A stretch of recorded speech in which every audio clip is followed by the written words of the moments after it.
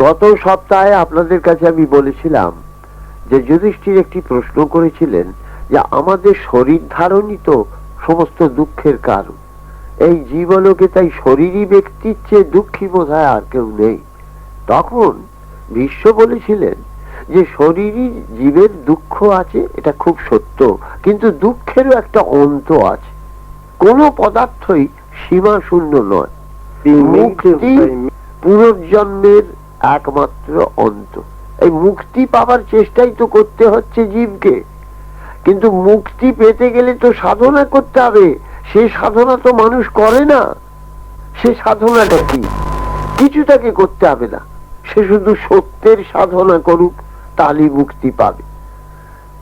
ঐশ্বর্য ভোগ করো, তাতে কোনো দুঃখ নেই, কিন্তু সত্য পথে চলতে চলতে সেই ভোগটি তোমায় করতে হবে। ঐশ্বর্য লাভ করে দম্ভকে প্রশ্রয় দিও না, ঐশ্বর্যের মধ্যে ডুবে যেও না, আসক্ত হয়েও না। তোমাকে তাহলে ঐশ্বর্য দুঃখ দিতে পারবে না কোনোদিন। তোমরা পাণ্ডব কুল সত্যাশ্রয়ী, দুঃখ তোমরা পেয়েছ তাও জানি, কিন্তু এও জানি পরিণামে তোমরা অমৃতের অধিকারী হবে। তোমাদের পূর্বজন্মের সুকৃতি আছে, পূর্বজন্মের সুকৃতি ও দুষ্কৃতি অনুসারেই মানুষকে বিভিন্ন পরিবেশে নবজন্ম লাভ করতে হয়। কর্মফল ভোগের জন্যই তাকে জীবলোকে বারবার আসতে হয়। যে কোনো লোকই যে কোনো কর্ম করুক না কেন, তার কুকর্ম এবং সুকর্ম ছায়ার মতো তাকে অনুসরণ করবেই। তোমরা সুকর্মের অধিকারী, অতএব ভয়ের কিছু নেই। তখন যুধিষ্ঠির জিজ্ঞাসা করলেন, পিতামহ, কর্মফলই কি জীবের ভাগ্য নিয়ন্ত্রণ করে? ভীষ্ম বললেন, নিশ্চয়ই করে। কর্মের প্রভাবেই তো আমরা পাপ আর পুণ্যের অধিকারী হই গো। কিন্তু কর্মের এই প্রকৃতি যারা বিশেষভাবে জানেন, তারা কখনো পাপ কার্য করেন না। অজ্ঞানতাই আমাদের পাপ কার্যে নিয়োগ করে। অনেকে ভাবে যে অসৎ উপায় অবলম্বন করলেই আমরা অনেক কিছু অর্থ পেতে পারি, আমরা যশ পেতে পারি, নানা রকম লাভ করতে পারি, এই ইহলোকে ভোগের বিষয়। কিন্তু তা হয় না।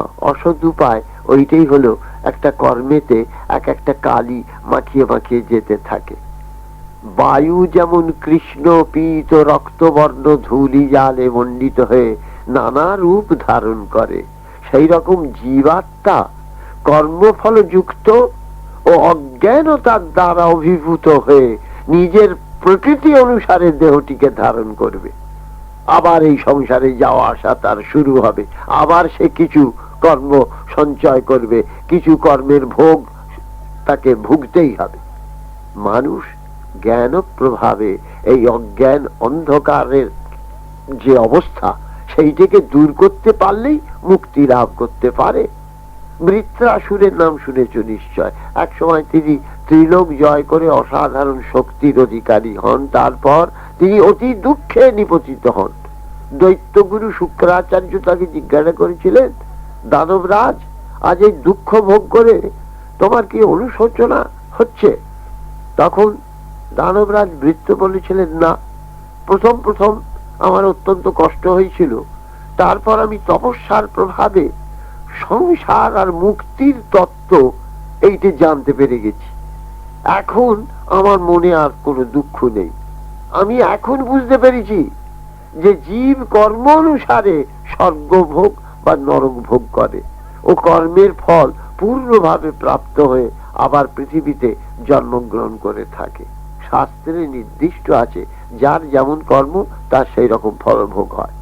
পূর্বকৃত কর্ম অনুসারেই মৃত্যুর পর সুখ দুঃখ এবং প্রিয় বা অপ্রিয় লাভ করতে হয়। মানুষের জন্ম বিভিন্ন যোনিতে হয়ে থাকে। কর্মফল পরলোকে ভোগ করে পুনরায় জীব আবার এই পৃথিবীতে আগমন করে। এক সময় আমি তপস্যা করে অসাধারণ শক্তি লাভ করি। সেই শক্তির প্রভাবে আমি ত্রিলোক জয় করে যাবতীয় ভোগ্য বস্তু উপভোগ করতেও সমর্থ হই। কিন্তু তপস্যালব্ধ সেই কর্মের ফল নিঃশেষিত হতেই আমি ক্ষমতাচ্যুত হয়ে দুঃখে পড়েছি। আমার এক সময় বিষ্ণু দর্শন হয়েছিল, সেই কারণে আমি কিছু পুণ্য সঞ্চয় করেছিলাম এবং সেই কারণেই আমার মনে জ্ঞানের সঞ্চার হয়েছে। বিষ্ণু দর্শনে যে পুণ্য লাভ হয় এ বিষয়ে আমি সনত কুমারের কাছে যা শুনেছি সেইটা আপনাকে বলছি, শুনুন। এই কথা বললেন বৃত্রাসুর।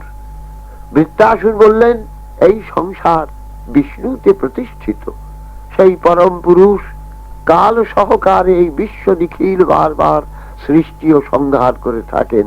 এই সমস্ত ভূত তাঁর দেহ থেকে উদ্ভূত হয়, তার মধ্যে বিলীন হয়ে যায়। শাস্ত্র জ্ঞান, তপস্যা বা যজ্ঞের দ্বারা তাকে লাভ করা যায় না, একমাত্র ইন্দ্রিয় সংযম প্রভাবেই তাকে পাওয়া যায়। যিনি অধ্যবসায় সহকারে সমদমাদি অবলম্বন করে ইন্দ্রিয়কে বশীভূত করে দিবারাত্র তাঁর অনুধ্যানে রত হতে পারেন, তিনি মোক্ষ লাভ করতে সমর্থ হন।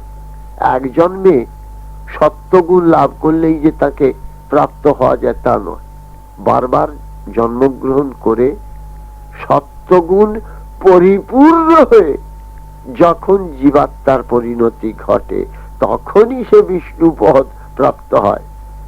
এক জন্মে হয় না, বহু জন্ম সেই তপস্যা করতে হয়। নারায়ণ সর্বভূতে অবস্থান করছেন, একাদশ ইন্দ্রিয় স্বরূপ হয়ে তিনি এই জগৎ উপভোগ করছেন। তাঁর পদযুগল পৃথিবী, মস্তক স্বর্গ, চার বাহু চার দিক, কর্ণ আকাশ, চক্ষু সূর্য, মন চন্দ্র, বুদ্ধি জ্ঞান ও রসনা সলিল রূপে অবস্থান করছে। তার প্রতি রোমে ছন্দ ও বাক্য, তিনি সমগ্র আকাশের আশ্রয়, তার মুখ সর্বত্র বিরাজিত। তিনি ব্রহ্ম, তিনি পরম ধর্ম, তপস্যা, সৎ অসৎ কার্য, মন্ত্র শাস্ত্র, যজ্ঞ পাত্র। তিনি ব্রহ্মা বিষ্ণু অশ্বিনী কুমার মিত্র বরুণ যম ও কুবের রূপে তিনি অবস্থান করছেন বিভিন্ন রূপে। জীব সহস্র সহস্রবার জন্মগ্রহণ করে শুভপ্রদ শাস্ত্র অবগত হয়ে পরিশেষে নিজের আত্মার যথার্থ স্বরূপটি যে জানতে পারলে তখনই সে পরম গতি লাভ করতে পারবে।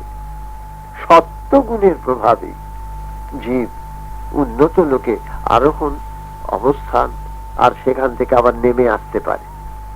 মানুষের মতো সকল প্রাণীর, এমনকি স্থাবর জঙ্গম পশু পক্ষী সকলেরই উত্তরোত্তর উন্নতি বা অধোগতি হয়ে থাকে। জীব দেবলোকে গিয়ে পরে মনুষ্য লোকে অবতীর্ণ হয় এবং অষ্টকল্প ধরে মনুষ্য লোকে সৎকর্ম করে পরিশেষে বিমুক্ত হয়। তবে মনুষ্য দেবলোক হতে নিষ্ক্রান্ত হয়ে এসে যদি আবার পাপাচরণ করে তাহলে তাকে আবার নিকৃষ্ট যোনি প্রাপ্ত হতে হয়। বারংবার দুঃখ কষ্ট শোক পেতে পেতে পেতে জীব এক সময় বুঝতে পারে যে কি ছায়া মরীচিকার পেছনে পেছনেই না জীবন ছুটে বেরিয়েছে। তখন তার মনে জ্ঞানের উদয় হয়, তখন বৈরাগ্যের সঞ্চার হয় এবং তীব্র বৈরাগ্যের ফলে সে যোগৈশ্বর্য সাধনার দ্বারা মহৎ লোকে উপস্থিত হয়। মানুষ বিশুদ্ধ মনের দ্বারা অনুসন্ধান করে সেই বিশুদ্ধ চৈতন্য স্বরূপ ব্রহ্মের সাক্ষাৎকার লাভ করে এবং পরিশেষে মোক্ষ স্বরূপ ব্রহ্মকে প্রাপ্ত হয়। শোক দুঃখের অতীত হয়ে নিত্য আনন্দে সে চিরদিন অবস্থান করতে থাকে। এইটাই বৃত্র অসুর হয়েও জেনেছিলেন, তাই তিনি তপস্যা করতে লাগলেন। আজ এই পর্যন্ত, পরে আবার অনেক কথা বলবো। ভীষ্মের মুখ থেকে যুধিষ্ঠির যা শুনেছিলেন